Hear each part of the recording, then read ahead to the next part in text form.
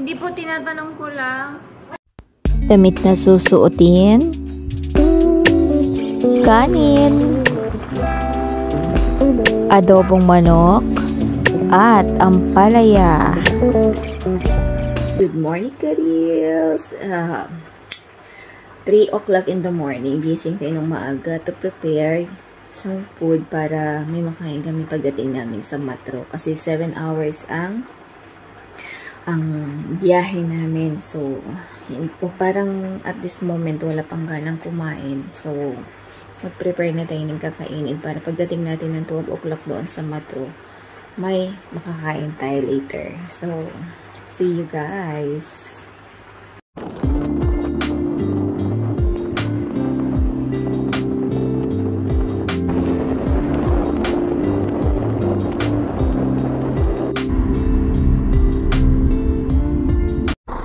So, we arrive at our destination. Sa Baslan. Nasa total ng Pisayin Street.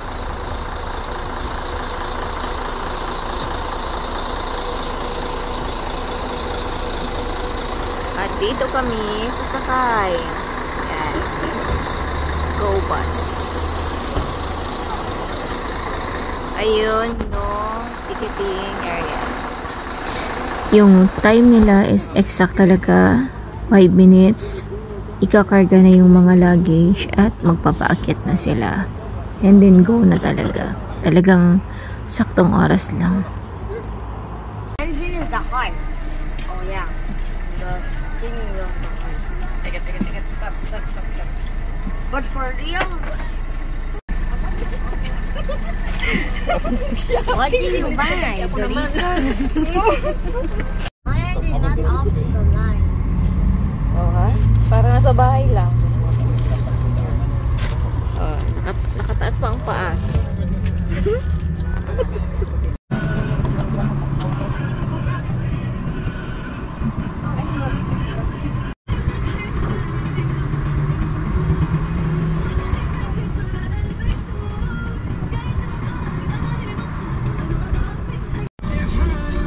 Ramses o Tahrir. Tumitigil ang mga bus dito para mag-pick up pa ulit ng mga pasahero. Sabi ko nga, dadaan sa ano? Kaya nga, Ramses.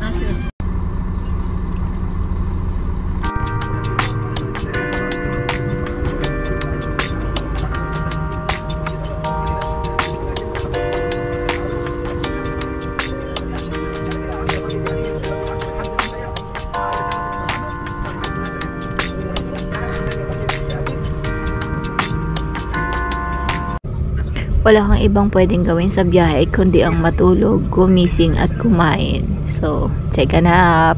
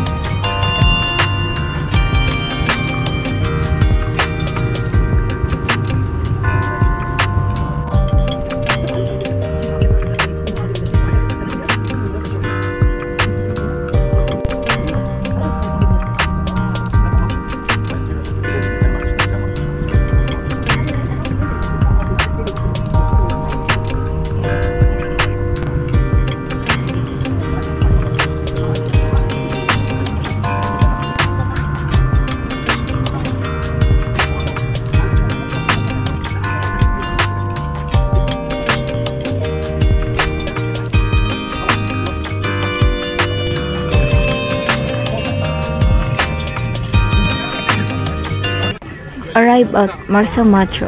7 hours ang biyahe, so medyo masakit ang buong katawan. Waiting for the service para naman sa aming apartment na titirhan.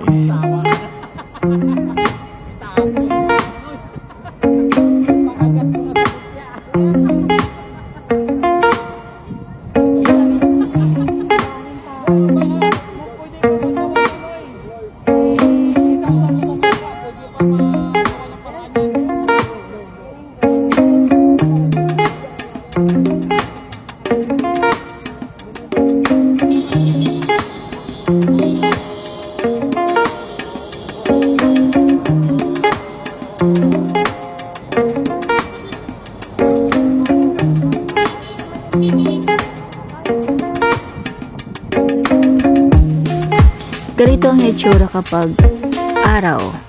Para siyang ghost town kasi walang masyadong tao. At kahit saan ka naman magpunta, kung ang nakikita mo ay puro brown, parang walang buhay. So, parang ang lungkot-lungkot ng dating ng bawat lugar. This is the sample na talagang malungkot ang lugar kapag tag-araw. Public beach sa Marsa Matro ay napaka-crowded. Lahat na nakikita yung umbrella, punong-puno ng tao yan. So ito na ang Matro kapag gabi. Crowded sa kalsada at sa mga buildings na nakikita nyo sa ngayon. As in, punong-puno ng tao. Bip-bip dito, bip-bip doon, laka dito, laka doon. So isa na kami sa gumagala sa gabi. Dahil yan yung time na maganda ang kapaligiran dahil sa liwanag at bling-bling ng mga ilaw na nakapalibot dito. Ganito naman ang itsura ng dagat. Sila naman ang patay. Amusement park dito sa city ng Matro ay kabi-kabila. Bawat kanto ay may mga amusement park na punong-puno ng tao dahil sa dami talaga ng tao.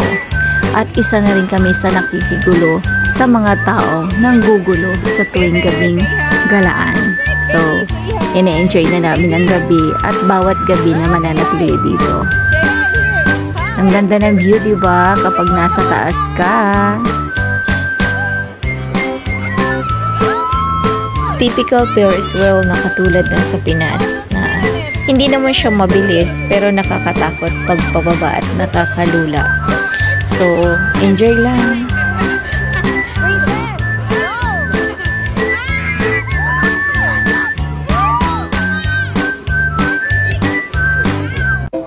Morning beaches. Ito yung kagandahan dito sa Marsa Matro. Human-made beach. At 100 pounds ang kanilang cottage. Sa halagang 100 pounds, meron ka ng privacy. So, you can do everything what you want. Ang ganda pati ng buhangin, maputi at pinong-pino. Hindi nakakatamad maglakad-lakad na nakapaa. At marerelax mo talaga ang paa mo. At marerelax ka talaga sa view dahil sa kulay ng tubig at langit. So, meet Little Camel na napaka-cute na naghahanap buhay na sa kanyang murang edad. Naawa ko kasi umiiyak siya dahil napalayo siya sa kanyang mama. Pero binigyan ko siya ng pagkain pero mukhang siya pa yung galit. Oh my gosh. O diba? Yan ang kanyang mama. Para sila naka-pink na damit. At talagang nag-iiyakan or nagtatawagan sila. Dahil nga ayaw ng mama na malayo yung anak din niya sa kanya. Ay, nakakatuwa silang panoorin na wala ka na namang magawa kundi magpa-picture, mag-videos dahil sa kagustuhan mo. Isa sa pangarap ko ang sumakay sa parasailing na ito. At nakakatuwa dahil kasama ko ang aking uniko iho.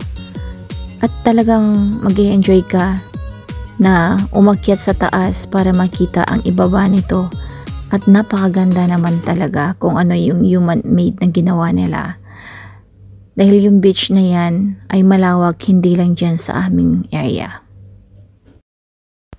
Bakasyon kay saya kapag kasama ang kaibigan. Talagang makikita mo ang happiness overload namin dito. Na alam kong yung moment na to ay hindi namin makakalimutan. Salamat sa lahat. Alam kong ito ang tinatawag na happy memories talaga. Hindi ko kayo makakalimutan, girls.